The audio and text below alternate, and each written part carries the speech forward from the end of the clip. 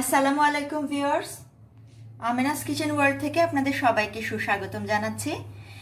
আজকে আপনাদের জন্য খুব মজাদার একটি রেসিপি নিয়ে হাজির হয়েছে, শীতের পিঠা পাটিসাপটা।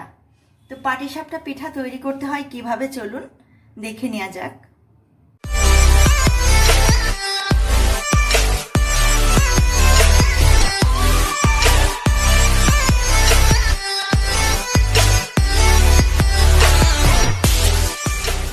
হরেক রকমের পিঠাই আমরা খেয়ে থাকি, তো তার মধ্যে খুব জনপ্রিয় একটি পিঠা কিন্তু পাটিসাপটা।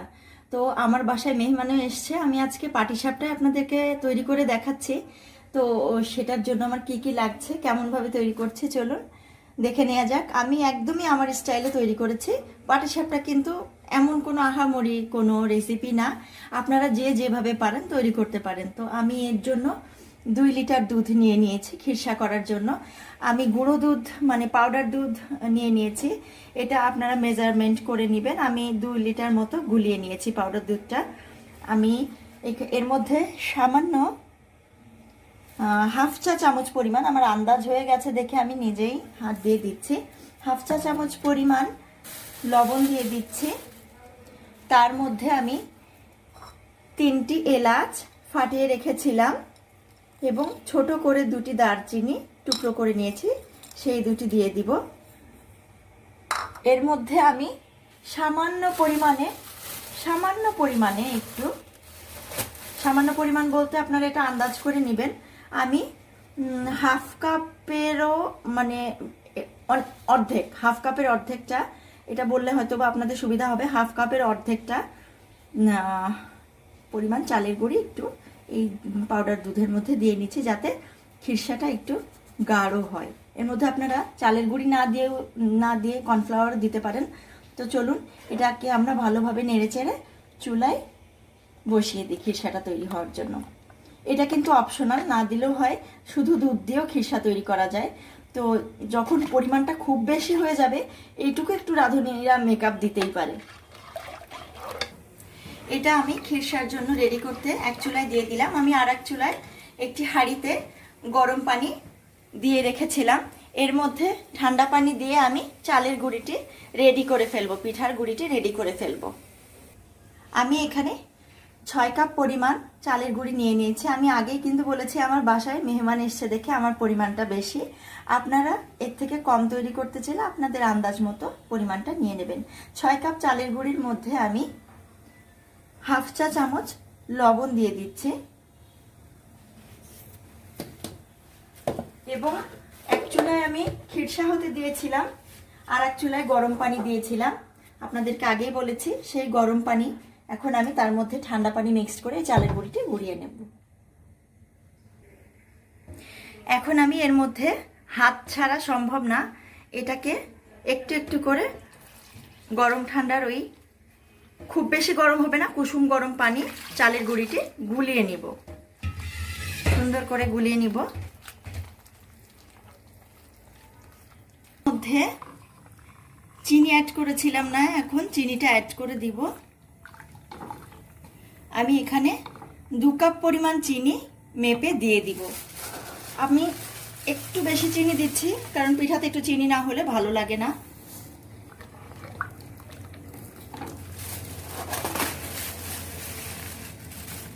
আমি এটার কালারটা ব্রাউন কালার করার জন্য আরেক চুলায় চিনি ক্যারামেল করে নিব, যাতে এই খিরসার মধ্যে দিলে কালারটা একটু ব্রাউন কালার, অর্থাৎ বাইরে যে কালারটা হয় গুড় দিয়ে তৈরি করলে দেশ গ্রামের ওই গুড়ের চেহারাটা আসবে। আমি ক্যারামেলটা তৈরি করে আপনাদেরকে দেখাচ্ছি। আমি একটি কড়াইতে 1 কাপ চিনি নিয়ে নিচ্ছি এবং সামান্য একটু পানি দিয়ে নিচ্ছি। আমি এটাকে এখন ক্যারামেলাইজ করব।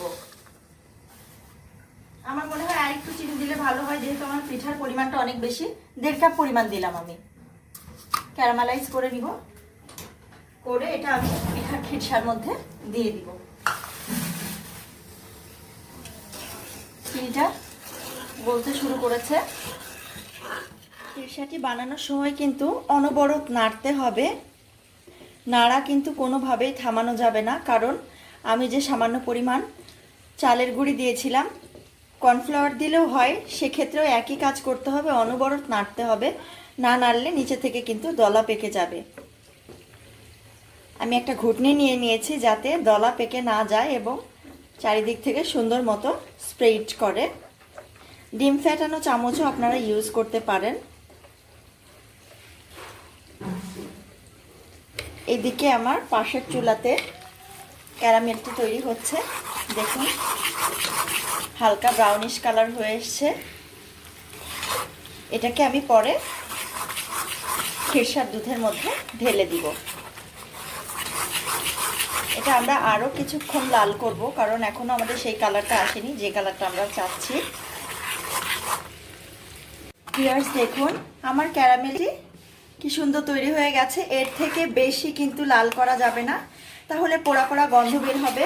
আমি এখন এটা দুধের মধ্যে ওই যে খিরসাটা দিয়েছিলাম সেই খিরসার মধ্যে অ্যাড করে নাড়তে থাকবো। এখন আমি এই ক্যারামেলটা এর মধ্যে পুরাটা অ্যাড করে দিচ্ছি। প্রথমে একটু ফুলে উঠবে, ভয় পাওয়ার কিছু নাই।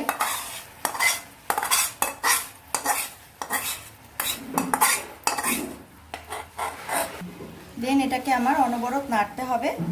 দেখুন আমার খিরসার কালারটা কত সুন্দর হয়ে এসছে, একেবারে দেশ গ্রামে যে পিঠার যে খিরসার কালারটা হয় সেরকম হয়েছে। এখন এটাকে আমরা ঘন হওয়া পর্যন্ত নাড়ব। ভিউয়ার্স দেখুন আমার এই গোলাটা, চালের গোলানো লিকুইডটা খুব বেশি পাতলাও হয় নাই, খুব বেশি গাঢ়ও হয় নাই। ঠিক এভাবে আপনারা পানি দিয়ে গুলিয়ে নেবেন।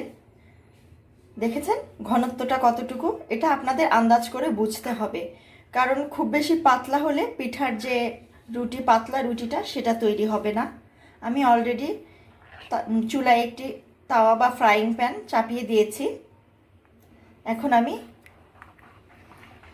1 কি 1.5 চামচ করে পাটিসাপটা রুটিটা তৈরি হওয়ার জন্য ফ্রাইং প্যানে চালের গুলির এই গোলাটা দিয়ে দিব। চুলায় আমি ফ্রাইং প্যান দিয়ে দিয়েছি, এটা হাই হিটে রেখেছিলাম, গরম হয়ে গেছে। এখন আমি একটা কাপে তেল নিয়ে নিয়েছি। আমার রুটিটা দেওয়ার জন্য একটু তেল চারিদিক থেকে ব্রাশ করে নিতে হবে যাতে রুটিটি লেগে না যায়। এখন আমি আমার তাওয়া যেহেতু গরম হয়ে গেছে, তো যে চালের গুঁড়িটি গুলিয়ে রেখেছিলাম সেটা বিসমিল্লাহ বলে দিয়ে দেই। 2 চামচ করে দিচ্ছি, দিয়ে ফ্রাই প্যানটি সুন্দর করে ঘুরিয়ে দিব যাতে করে চারিদিকে স্প্রেড করে যায়। আমি এই পাশ দিয়ে আরেকটু দিয়ে দিই, গ্যাপটা তাহলে পূরণ হয়ে যাবে।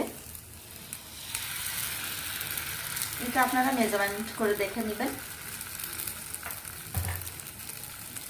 পাশ দিয়ে সামান্য আরেকটু তেল বা অয়েল ব্রাশ করে দিই যাতে তোলার সময় সহজ হয় এবং দেখতেও সুন্দর হয়। এভাবে করে দিয়ে আমরা ফ্রাইং প্যানের ঢাকনাটা একটু দিয়ে দিব যাতে চালের আটাটা যে গুলিয়েছিলাম সেটা যেন কাঁচা না থাকে। এরপরে আমরা খিরসাটা দিব। আমার খিরসাটি দেখুন এরকম হয়েছে। আমার অনেকগুলো খিরসা, আমি জাস্ট এখানে একটু তুলে দেখাচ্ছি আপনাদেরকে। খিরসাটা আমি নামিয়ে রেখেছিলাম, হালকা একটু ঠান্ডা করেছি, খুব বেশি ঠান্ডা না, গরম দিলেও হয়। তো আমার খিরসাটা এরকম হয়েছে। এখন আমি এটা পিঠার মধ্যে পুর হিসেবে দিয়ে দিব। এখন আমি এটার মধ্যে একটু বেশি করে পুর দিব, আমার একটু বেশি পুর ভালো লাগে। খিরসাটি দিয়ে এভাবে করে রুটিটি এখন আমরা সুন্দর করে উল্টে দিব। আমি একটি খুন্তি নিয়েছি, তো এটার সাহায্যে কতটুকু হবে আমি জানি না, আমার হাত ইউজ করা লাগবে খুব সাবধানে, কারণ গরম তো আমার নিজেরই ভয় লাগছে। তো এভাবে করে আমাদের জিনিসটি উল্টে দিতে হবে। আমি এটা উল্টে এরকম করেছি। এখন এটার চারপাশ দিয়ে একটু তেল আছে, তারপরে আমি একটু তেল ব্রাশ করে দিলাম। এটা একটু হালকা ভাজা ভাজা হলে আমি নামিয়ে ফেলবো।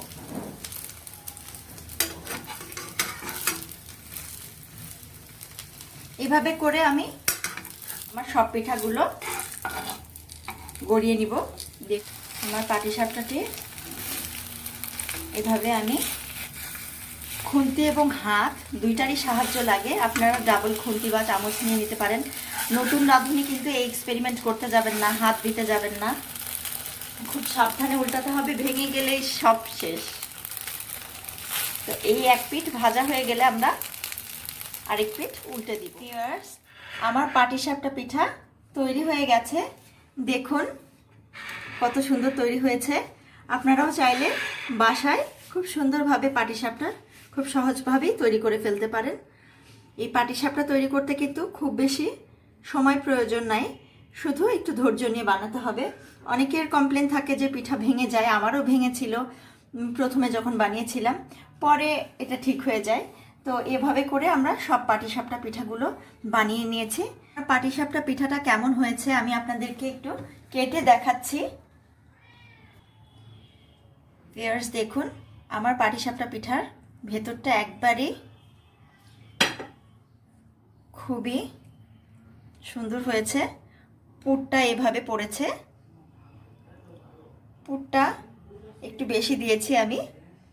তো এভাবে করে আপনারা কমও দিতে পারেন, বেশিও দিতে পারেন, পুরটা দিয়ে নিতে পারেন এভাবে। তো শীতের পিঠা পাটিসাপটা আপনাদের কেমন লাগলো আমাকে জানাবেন। আর আমার ভিডিওটি যদি আপনাদের ভালো লেগে থাকে অবশ্যই লাইক করুন, শেয়ার করুন এবং সাবস্ক্রাইব করুন। আর আমার সব নোটিফিকেশনগুলো পেতে ফেসবুক পেজে লিংক দেওয়া আছে, সেখানে প্লিজ ক্লিক করবেন। আর আমার ভিডিওটি কিন্তু সম্পূর্ণ দেখবেন। তো আজকে এ পর্যন্তই। আগামীতে সবাই ভালো থাকবেন, সুস্থ থাকবেন। নতুন কোনো রান্না নিয়ে আপনাদের সামনে হাজির হব। আজকে আল্লাহ হাফেজ।